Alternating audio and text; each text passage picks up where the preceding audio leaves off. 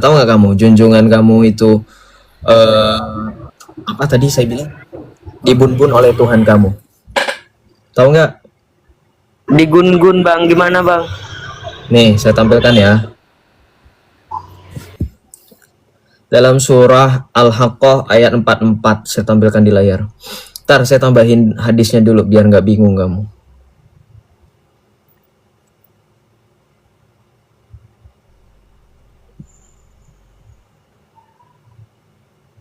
Ntar ya.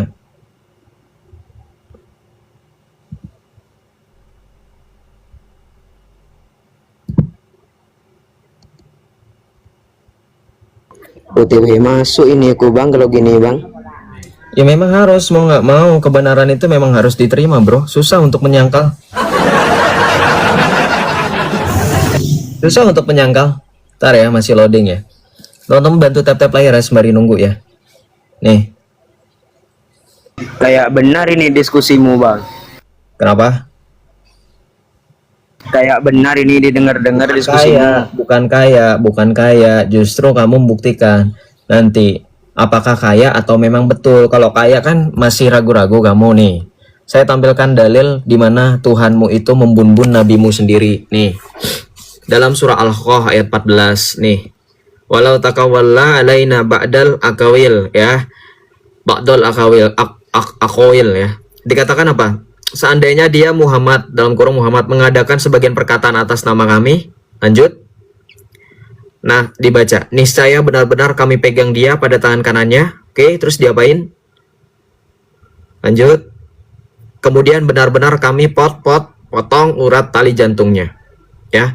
Ingat ya, kalau seandainya Muhammad mengada-ngadakan, artinya bohong, mereka-reka, mengada-ngada, maka Allah akan memegang tangan kanannya, kemudian akan urat tali jantungnya. Oke, sekarang saya tampilkan hadis.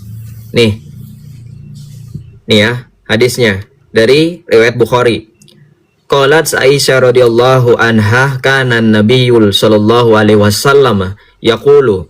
Aisyah RA ya, berkata Rasulullah SAW bersabda di saat beliau sakit menjelang wafat, wahai Aisyah, saya masih merasakan sakit dari racun yang ada di makanan pada saat di Khaybar, dan saat ini, baca kamu, saya merasakan dipotongnya urat tali nadiku oleh racun.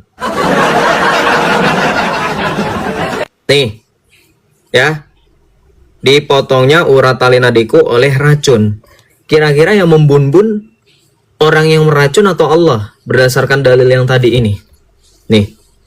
Kemudian benar-benar kami potong urat tali jantungnya seandainya Muhammad mengadakan sebagian perkataan atas nama kami. Dibun-bun oleh Allah kamu, dihilangkan nyawanya oleh Allah kamu, gimana? Ini yang kemarin saya tanya sama Dr. Yusuf, betul nggak teman-teman? Ada ingat nggak? Ketika Dr. Yusuf mengatakan bahwa Isa tidak disalibkan karena menurut Islam Allah tidak akan membiarkan nabi-nabinya dinistakan. Ada yang ingat gak dengan narasi beliau seperti itu teman-teman? Ingat ya, terus saya bantah kan. Salah satunya dengan kisah cucu Nabi yang dibun-bun oleh sahabatnya Nabi. Ya, kemudian dengan kisah ini, Nabi Muhammad kalian itu wafat karena terkena racun. Dan racunnya itu bukan karena atas orang lain sebenarnya, tapi karena Allah. Karena apa? Dalam Islam itu kan takdir, betul nggak? Sudah takdir. Oh Joseph, mohon maaf, contoh, oh si A mengalami kecelakaan, Islam akan bilang qadarullah, artinya takdir Allah gitu kan. Berarti ketika Nabi kalian kena racun, itu takdir Allah juga. Berarti memang Allah yang membuat Nabi kalian merasakan seperti itu yang tadi dipotong urat talinya. Dan sesuai dengan menggenapi nubuatan dalam surah Al-Haqqah ayat 44 sampai 46.